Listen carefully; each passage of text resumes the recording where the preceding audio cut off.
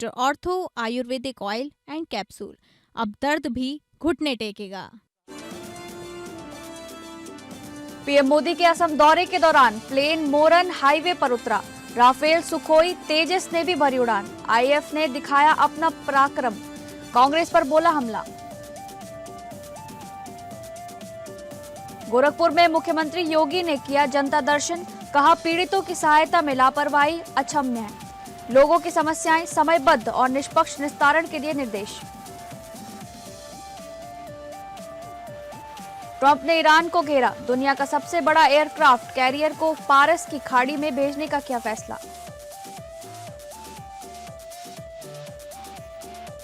खालिस्तानी आतंकी पन्नू की हत्या की साजिश मामले में भारतीय नागरिक निखिल गुप्ता को 24 साल की सजा। न्यूयॉर्क कोर्ट में गुनाह कबूला।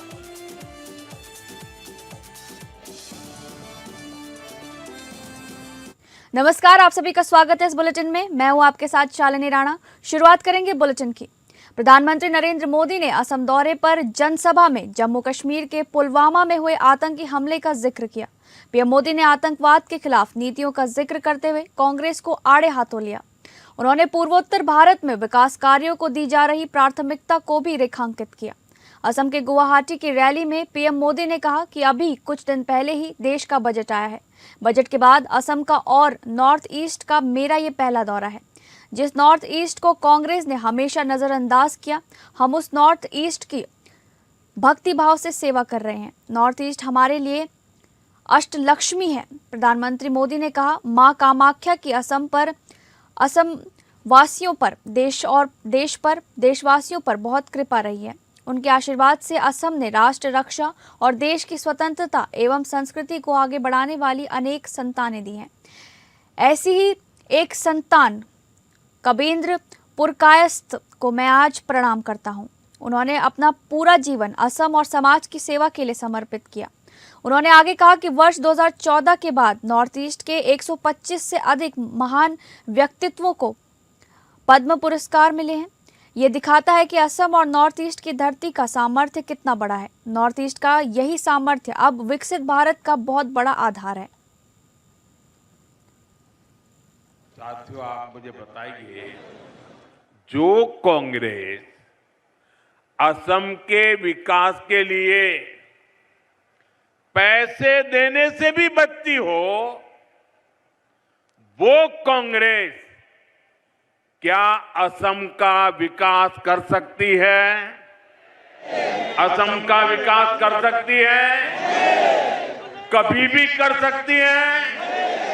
आपका भला कर सकती है? यहाँ के युवाओं का भला कर सकती है? यहाँ के किसानों का भला कर सकती है? यहाँ के गांव का भला कर सकती है? साथियों, इस साल के बजट में नॉर्थ ईस्ट की कनेक्टिविटी को और अधिक मजबूती देने का काम किया गया है। कांग्रेस सरकार के समय असम को कैसे पाई पाई के लिए तरस कर रखा जाता था, और वो आपको तो भली भांति याद होगा। कांग्रेस के समय असम को टैक्स के हिस्से के रूप में सिर्फ 10,000 करोड़ रुपया मिलते थे। अब भाजपा सरकार में असम को कांग्रेस सरकार के मुकाबले 5 गुना ज्यादा रुपये मिल रहे हैं। अगर मैं पिछले 11 वर्ष की बात करूं तो असम को तमाम विकास परियोजनाओं के लिए केंद्र सरकार से 5.5 लाख करोड़ रुपए से अधिक मिले हैं। चीन सीमा के करीब देश की सामरिक शक्ति में आज एक नया अध्याय जुड़ गया है। प्रधानमंत्री नरेंद्र मोदी वायुसेना के विशेष विमान से डिब्रूगढ़ जिले में मोरान बाईपास पर बनी आपात लैंडिंग सुविधा पर उतरे। प्रधानमंत्री मोदी के लैंडिंग के साथ ही हाईवे पर स्थित ये पट्टी वायुसेना के रणनीतिक नेटवर्क का हिस्सा बन चुकी है। पीएम मोदी ने भारतीय वायुसेना के C-130J सुपर हरक्यूलिस से लैंड किया। इसी के साथ भारतीय वायुसेना के सुखोई ने डिब्रूगढ़ के मोरान बाईपास पर इमरजेंसी लैंडिंग फैसिलिटी से उड़ान भरी। प्रधानमंत्री नरेंद्र मोदी और वहां मौजूद अन्य लोगों ने उड़ान भरते हुए इसे देखा। इससे पहले प्रधानमंत्री मोदी डिब्रूगढ़ में मोरान बाईपास पर इमरजेंसी लैंडिंग फैसिलिटी पर उतरे, जो कि एक ऐतिहासिक पल रहा जब प्रधानमंत्री Narendra Modi C-130J super Hercules विमान से ELF पर उतरे। इसके बाद उन्होंने यहां फाइटर, ट्रांसपोर्ट विमान और हेलीकॉप्टर का हवाई प्रदर्शन देखा। बता दें कि ELF पूर्वोत्तर भारत में अपनी तरह की पहली सुविधा है। इसके निर्माण से आपात के दौरान सेना और नागरिक विमान की लैंडिंग और टेक ऑफ में मदद मिलेगी। ELF यानी इमरजेंसी लैंडिंग फैसिलिटी युद्ध और आपात स्थिति में वैकल्पिक रनवे की सुविधा है, जहां हाईवे पर पट्टी बनाई जाती है, जो कि युद्ध या आपातकाल में लड़ाकू विमानों, ट्रांसपोर्ट विमान और हेलीकॉप्टरों के लिए वैकल्पिक लैंडिंग की जगह देती है। ELF 40 टन तक के फाइटर विमान और 74 टन तक के अधिकतम टेक ऑफ भार वाला परिवहन विमान को संभालने में सक्षम है। देश भर में 28 ELF की योजना है। फिलहाल असम को छोड़कर देश में ऐसे 5 जगह ऐसी सुविधा है। असम में सुविधा इसलिए भी महत्वपूर्ण है क्योंकि ये चीन सीमा के काफी पास है, जो कि सामरिक दृष्टि से महत्वपूर्ण है।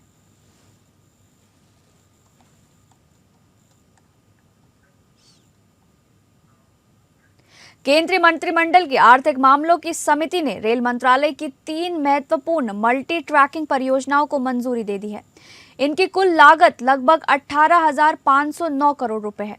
प्रधानमंत्री नरेंद्र मोदी की अध्यक्षता में हुई बैठक में जिन परियोजनाओं को स्वीकृति मिली, सरकार के अनुसार इन परियोजनाओं से रेलवे की लाइन क्षमता में उल्लेखनीय वृद्धि होगी, जिससे यातायात सुगम होगा, परिचालन दक्षता बढ़ेगी और सेवाओं की विश्वसनीयता में सुधार आएगा। मल्टी ट्रैकिंग के जरिए भीड़ भाड़ कम करने और संचालन को अधिक सुव्यवस्थित बनाने में मदद मिलेगी।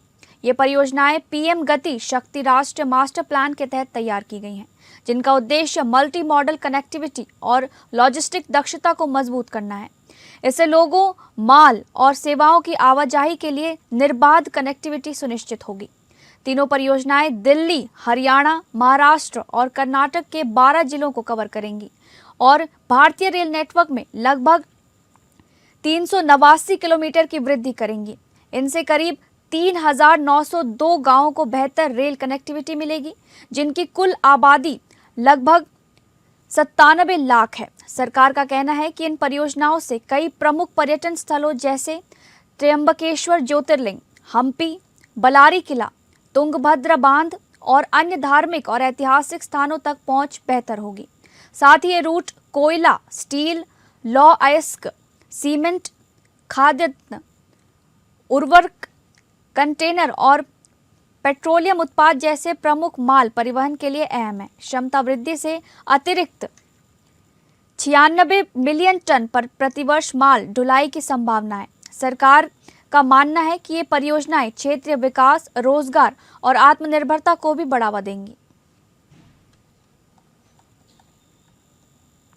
मैकेनिकल गार्डन जो कि राजीव चौक की तरफ जाता है वो स्टेशन, और इधर नोएडा सेक्टर 142, फिर 143, 144, ये वाली जो लाइन है इसके बीच में ये लिंक है जो आपको डॉटेड डैशेस में दिखाई दे रहा है, इस रेक्टेंगल के अंदर वो सेक्शन है जो कि लिया जाएगा।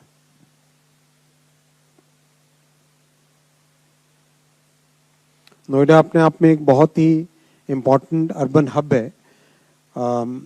इसमें और कनेक्टिविटी बढ़ाने के प्रयास हैं। इसी में ये 11.6 किलोमीटर की 2,254 करोड़ रुपीस के इन्वेस्टमेंट से लाइन बनेगी। ओवरऑल एनसीआर की कनेक्टिविटी में इस प्रोजेक्ट की बहुत इम्पोर्टेंस होगी, क्योंकि इन सब जो इस लाइन के साथ कनेक्टेड एरियाज हैं वो सब के सब डीएमआरसी के ओवरऑल नेटवर्क के साथ जुड़ जाएंगे। और 4 साल का प्रोजेक्ट है। 61 किलोमीटर्स बढ़ जाएगा metro network in Noida and greater. मुख्यमंत्री योगी आदित्यनाथ ने अधिकारियों को सख्त निर्देश दिए हैं कि किसी मामले में जांच के दौरान गलत रिपोर्ट लगाई जाती है तो संबंधित के खिलाफ एफआईआर दर्ज कराई जाए। उन्होंने कहा कि हर मामले की निष्पक्ष जांच करके ही उसका निस्तारण होना चाहिए। किसी भी प्रकरण में लापरवाही या शिथिलता अक्षम्य होगी। मुख्यमंत्री योगी आदित्यनाथ ने शनिवार सुबह गोरखनाथ मंदिर में जनता दर्शन के दौरान लोगों की समस्याएं सुनी, जिन्होंने सभी को आश्वासित किया कि किसी को भी घबराने की आवश्यकता नहीं है, हर समस्या का वो प्रभावी निस्तारण कराएंगे। उन्होंने प्रशासन व पुलिस के अधिकारियों को मौके पर ही निर्देश दिए कि जनता की समस्याओं का समयबद्ध, निष्पक्ष और गुणवत्तापूर्ण निस्तारण करें। जनता दर्शन में कुछ मामले ऐसे भी आए थे जिनमें ये शिकायत की गई कि प्रकरण में गलत रिपोर्ट लगा दी गई है।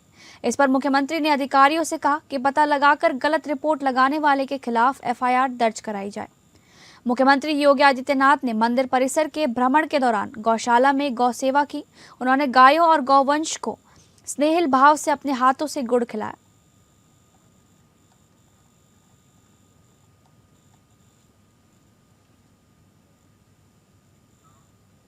मुख्यमंत्री योगी आदित्यनाथ ने गोरखपुर के विकास खंड जंगल कौड़िया में पुनर्मित खंड विकास अधिकारी कार्यालय का उद्घाटन किया।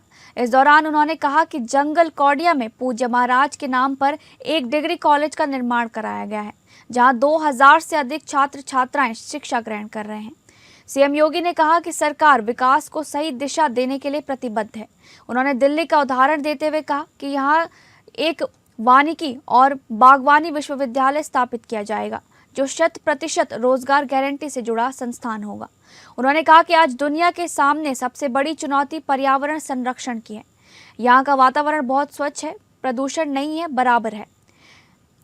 बराबर है, इसलिए बीमारियां भी कम है। जबकि दिल्ली में प्रदूषण की स्थिति ऐसी हो जाती है मानो गैस चैम्बर हो, सांस लेना मुश्किल हो जाता है, आंखों में जलन होती है। बहुत दिनों के बाद यहाँ जंगल कौड़िया में आप सबसे इस एक सार्वजनिक कार्यक्रम के माध्यम से मिलना हो रहा है। आज ब्लॉक मुख्यालय का यह भवन एक बार फिर से आपके लिए तैयार है। मैं आप सबको इसके लिए बधाई देता हूं। शिवरात्रि के एक दिन पहले यह सौगात जंगल कौड़िया को प्राप्त हो रही है। कल शिवरात्रि है और शिवरात्रि शुभ का प्रतीक मानी जाती है।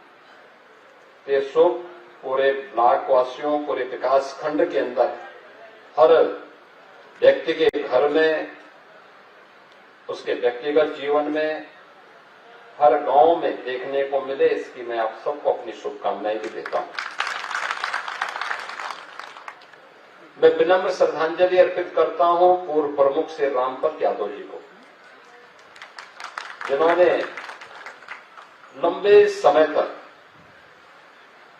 इस ब्लॉक के ब्लॉक प्रमुख के रूप में अपनी सेवाएं दी। आज उनकी भव्य प्रतिमा यहां पर मैं देख रहा था और जिस शालीनता के साथ, जिस सहजता के साथ पूरे ब्लॉक वासियों को जोड़ते हुए उन्होंने यहां कार्य किया, वह 1952 से ही गोरखपीठ से जुड़े थे। और जब रामपत यादव जी यहां ब्लॉक प्रमुख बने 1962 में, तब ये ब्लॉक मुख्यालय बना था। और मैं धन्यवाद दूंगा श्री ब्रजेश यादव जी को कि उन्होंने 1.25 करोड़ रुपए की लागत से ब्लॉक निधि का उपयोग भी किया। मनरेगा, जिसका आप नाम विकसित भारत जी राम जी, इस योजना का भी उपयोग किया है। और इस योजना के माध्यम से भी उन्होंने यहाँ के क्षेत्र पंचायत समिति के सदस्यों के लिए, ग्राम प्रधानों के लिए 100-125 लोग एक साथ एक सभागार में बैठ सकते हैं। और सभागार भी ऐसा कि भीषण गर्मी में भी अंदर शीतलता दिखाई देगी। एसी लगे हुए हैं और सोलर पैनल भी ऊपर लगे हुए हैं। अगली खबर, महाराष्ट्र की राजधानी मुंबई में मेट्रो का पिलर गिरने से भयानक हादसा हो गया। घटना मुलुंड की बताई जा रही है, जहां अचानक भरभराकर मेट्रो स्टेशन का पिलर गिर गया, जिसकी चपेट में आकर कई लोग घायल हो गए। जानकारी के अनुसार मुलुंड पश्चिम में निर्माणाधीन मेट्रो पिलर का सीमेंट का हिस्सा नीचे से गुजर रहे ऑटो रिक्शा पर गिरा, जिससे कई लोग बुरी तरह जख्मी हो गए। घटना के बारे में बीएमसी ने बताया कि दोपहर 12:20 पर Johnson and Johnson company Mulund पश्चिम के पास मेट्रो पिलर का एक हिस्सा गिर गया। निर्माण के दौरान सीमेंट मेट्रो पिलर का एक हिस्सा टूटकर एक रिक्शा पर गिर गया। हादसे के तुरंत बाद मुंबई का fire brigade, police, metro staff, ward staff और 108 एम्बुलेंस सेवा मौके पर पहुंची और बचाव कार्य शुरू कर दिया गया। ऑटो रिक्शा में 3 से 4 लोगों के घायल होने की आशंका है। दमकल विभाग के एक अधिकारी ने बताया कि निर्माणाधीन मेट्रो रेल मार्ग के एक खंभे का हिस्सा गिरने से 3 से 4 लोगों के घायल होने की आशंका है। उन्होंने आगे कहा कि पिलर के सीमेंट का स्लैब टूटकर नीचे खड़े एक ऑटो रिक्शा पर जा गिरा, जिससे ऑटो रिक्शा पूरी तरह चकनाचूर हो गया। 3 से 4 लोगों के घायल होने की आशंका बताई जा रही है। वहीं इस बार इस पर एक कार भी इसकी चपेट में आ गई।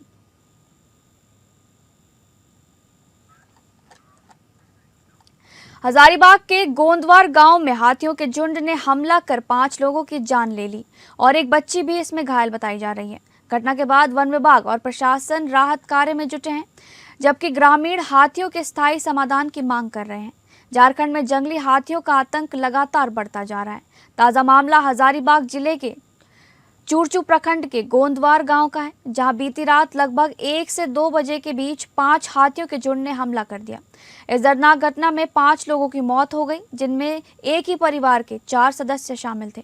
घटना से पूरे इलाके में मातम और दहशत का माहौल है। एक बच्ची भी घायल हुई है, जिसका इलाज चल रहा है। सूचना मिलते ही वन विभाग और स्थानीय प्रशासन की टीम मौके पर पहुंचकर राहत और बचाव कार्य में जुट गई। प्रभावित परिवारों को मुआवजा देने की प्रक्रिया भी शुरू कर दी गई है।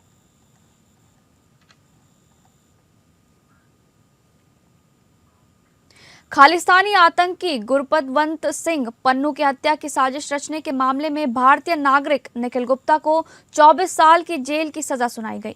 निखिल ने शुक्रवार को अमेरिका के न्यूयॉर्क की कोर्ट में गुनाह कबूल कर लिया है। 29 मई को सजा का औपचारिक ऐलान किया जाएगा। अमेरिकी जांच एजेंसी FBI ने एक्स पर पोस्ट कर निखिल गुप्ता के अपराध कबूलने की जानकारी दी। FBI के मुताबिक ये साजिश एक अमेरिकी नागरिक की हत्या के लिए रची गई थी, जिसे अमेरिकी एजेंसियों ने समय रहते नाकाम कर दिया।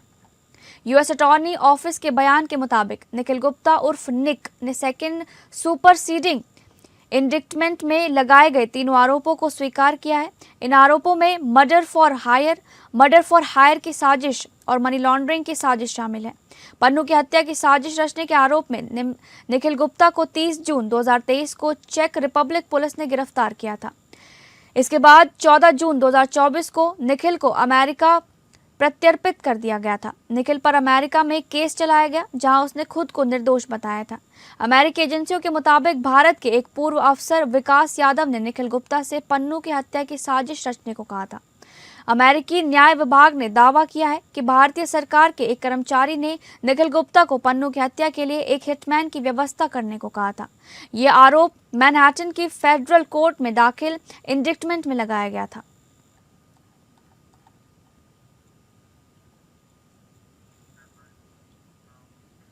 अमेरिका और ईरान के बीच परमाणु कार्यक्रम को लेकर चल रही बातचीत के बीच तनाव फिर चरम पर है। अमेरिका ने दुनिया का सबसे बड़ा aircraft carrier USS Gerald R. Ford को पारस की खाड़ी में भेजने का फैसला किया है। ये जानकारी 4 अमेरिकी अधिकारियों ने दी है। इससे पहले खबरें थी कि USS जॉर्ज H.W. बुश को भेजा जाएगा, लेकिन अब फोर्ड को चुना गया है। राष्ट्रपति डोनाल्ड ट्रंप ने साफ कहा है कि अगर बातचीत फेल हुई तो अमेरिका ईरान पर हमला करने को तैयार है। ये दुनिया का सबसे बड़ा और सबसे आधुनिक एयरक्राफ्ट कैरियर है। इसमें 100 से अधिक लड़ाकू विमान, हजारों सैनिक और एस्कॉर्ट जहाज होते हैं। पहले ये कैरेबियन सागर में था। वेनेजुएला के राष्ट्रपति निकोलस मादुरो की गिरफ्तारी से जुड़े ऑपरेशन में ये शामिल था। अब इसे मिडिल ईस्ट भेजा जा रहा है। अप्रैल अंत या मई तक ये घर नॉरफोक वर्जीनिया नहीं लौटेगा। क्रू के लिए लंबी तैनाती और मेंटेनेंस में देरी होगी। USS अब्राहम लिंकन कैरियर और कई अन्य जहाज पहले से मिडिल ईस्ट में तैनात हैं। ये अमेरिकी जंगी जहाज है, दुनिया का सबसे बड़ा एयरक्राफ्ट कैरियर है। अपने क्लास का पहला विमानवाहक पोत जिसे मई 2017 में कमीशन किया गया। इसके 4 और पोत तैयार हो रहे हैं। ये 337 मीटर लंबा है। इसकी बीम 748 मीटर की है। इसका full load displacement 1 lakh ton है। इस पर 68 मीटर चौड़ा फ्लाइट डेक है। इस पर इलेक्ट्रोमैग्नेटिक एयरक्राफ्ट लॉन्चिंग सिस्टम लगा है। एडवांस अरेस्टिंग गियर की सुविधा है। इस पर एक बार से 75 एयरक्राफ्ट तैनात किए जा सकते हैं। इसके अलावा ये 4,529 सैनिकों को अपने साथ ले जा सकता है। फोर्ड की तैनाती से अमेरिका की हवाई ताकत दोगुनी हो जाएगी। अगर दूसरा कैरियर बुश भी आया तो क्षेत्र में अमेरिकी मौजूदगी और मजबूत होगी। विशेषज्ञ कहते हैं कि ये सिग्नलिंग है। अमेरिका दिखा रहा है कि वो गंभीर है। दुनिया शांति की अपील कर रही है ताकि बातचीत से हल निकले। अमेरिका ईरान को परमाणु डील के लिए मजबूर करने के लिए सैन्य ताकत बढ़ा रहा है। दुनिया के सबसे बड़े कैरियर की तैनाती तनाव को और बढ़ा रही है। फिलहाल बातचीत का मौका है, लेकिन फेल होने पर मिडिल ईस्ट में बड़ा संघर्ष हो सकता है। फिलहाल इस बुलेटिन में बस इतना ही। नमस्कार।